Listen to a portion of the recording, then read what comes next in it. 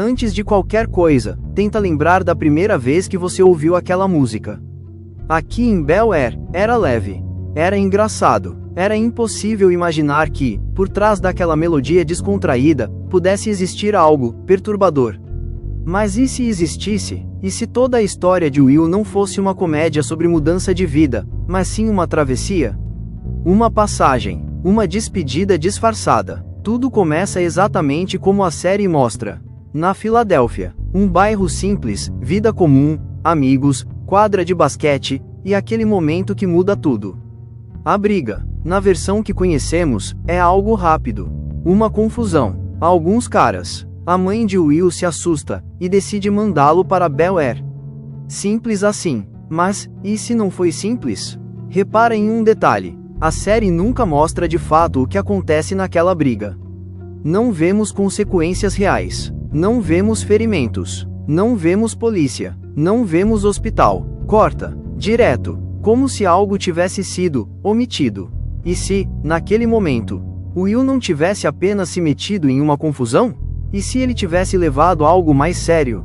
Um golpe errado. Uma queda. Um impacto na cabeça. Um silêncio. Porque a teoria começa exatamente aí.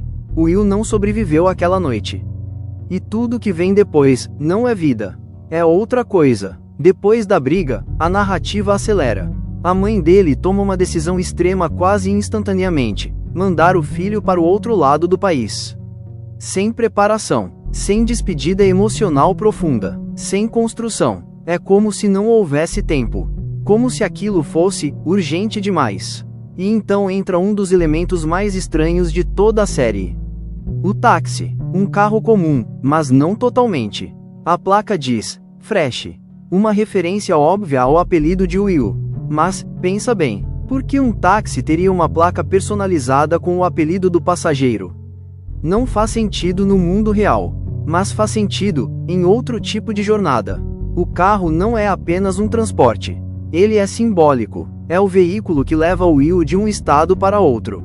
Da Filadélfia, para Bel Air. Ou melhor, da vida, para o pós-vida. E o motorista, ele quase não tem identidade. Não tem história. Não tem importância. Ele está ali apenas para conduzir. Como uma figura de transição. Um guia. Como se fosse alguém que faz esse tipo de viagem, o tempo todo. Durante o trajeto, tudo parece leve demais. A música continua. O tom é despreocupado. Mas isso pode ser apenas a percepção de quem está atravessando. Porque quando alguém está entre dois mundos, a realidade pode parecer distorcida. E então, Bel Air, o portão abre, a mansão aparece, grande, impecável, quase perfeita demais. E aqui a teoria começa a ficar ainda mais inquietante. Porque nada naquela casa funciona como uma casa normal. Ela não é apenas uma residência. Ela é um espaço organizado demais. Quase como se cada pessoa ali tivesse um papel específico. O tio Phil, uma figura de autoridade, forte, imponente, mas também justo. Ele repreende, orienta, ensina. Como um juiz. Ou, como alguém que decide o destino de uma alma. A tia Vivian, calma, acolhedora, compreensiva, quase como uma presença materna, ampliada. Uma guia emocional, alguém que ajuda o Will a aceitar o novo ambiente. Carlton, talvez o mais interessante de todos. Ele representa o oposto de Will. Regras, disciplina, ordem, como se fosse um contraponto. Um teste, alguém que desafia o Will constantemente, como se estivesse medindo quem ele é de verdade. Hilary e Ashley completam esse cenário quase perfeito demais. Cada um com sua função. Cada um contribuindo para um ambiente que não parece totalmente real. E tem mais. Você já reparou que o Will raramente sofre consequências permanentes? Ele pode errar, pode exagerar, pode desafiar tudo, mas no final, tudo se resolve. Sempre. Como se aquele lugar fosse feito para ensinar, e não para punir. Como se fosse um espaço de aprendizado. Um purgatório. Um lugar onde uma alma ainda não foi julgada completamente. Mas precisa entender quem é, antes de seguir. E então começam os episódios mais profundos. Momentos que, à primeira vista, parecem apenas emocionantes. Mas dentro dessa teoria, ganham outro significado. O abandono do pai. Esse episódio é um dos mais marcantes da série. Will reencontra o pai, cria expectativas, e então é abandonado novamente. A dor é real, intensa, e a reação dele é devastadora. Por que ele não me quer? Essa não é apenas uma pergunta sobre um pai. É uma pergunta existencial. É alguém tentando entender seu valor, sua identidade, seu lugar. Se essa teoria for verdadeira, esse momento pode representar algo ainda maior. Um confronto interno, um acerto de contas emocional. Como se Will estivesse sendo levado a encarar suas feridas mais profundas antes de seguir em frente.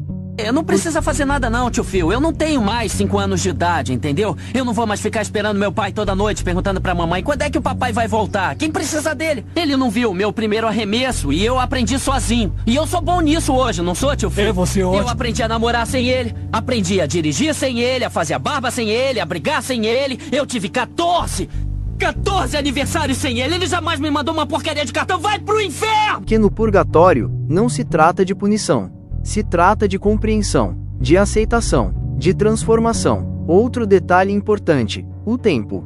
Você já percebeu como o tempo em Bel-Air não funciona como deveria? Anos passam, mas tudo continua praticamente igual. As relações evoluem, mas o ambiente permanece intacto. Nada envelhece de verdade, nada se deteriora. É um ciclo, repetitivo, quase como se Will estivesse preso em um estágio, até aprender o suficiente. E o humor, as piadas, as situações absurdas, elas podem ser vistas como mecanismos de defesa. Porque talvez, no fundo, exista algo que ele ainda não consegue encarar totalmente.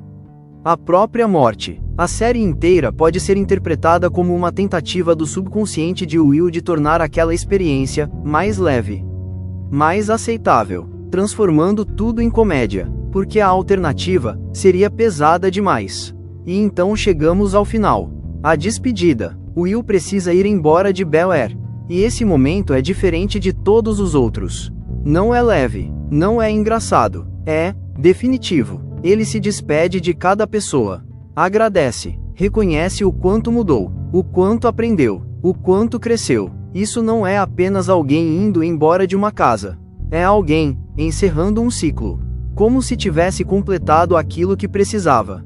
Como se estivesse pronto. E quando ele sai, a casa fica vazia, silenciosa, quase como se nunca tivesse sido um lugar comum.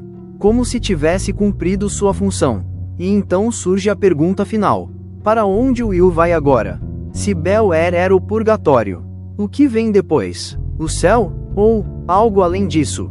A série nunca responde. E talvez esse seja o ponto. Porque essa teoria não tenta destruir a história original. Ela a transforma, ela adiciona uma camada, uma possibilidade, uma leitura mais profunda, de algo que sempre esteve ali, escondido entre risadas, entre episódios leves, entre momentos que pareciam simples, mas talvez nunca tenham sido. E no fim, talvez a maior prova dessa teoria esteja na sensação que fica. Porque, mesmo sendo uma comédia, um sentimento estranho sempre aparece em certos momentos. Uma melancolia, uma profundidade inesperada, como se, por trás de tudo aquilo, existisse algo que a gente nunca enxergou completamente, e talvez nunca vai enxergar. Mas uma coisa é certa: depois de ouvir isso, você nunca mais vai assistir essa história da mesma forma. Porque talvez, Will não estava indo para uma vida melhor. Talvez, ele já tivesse deixado a vida para trás.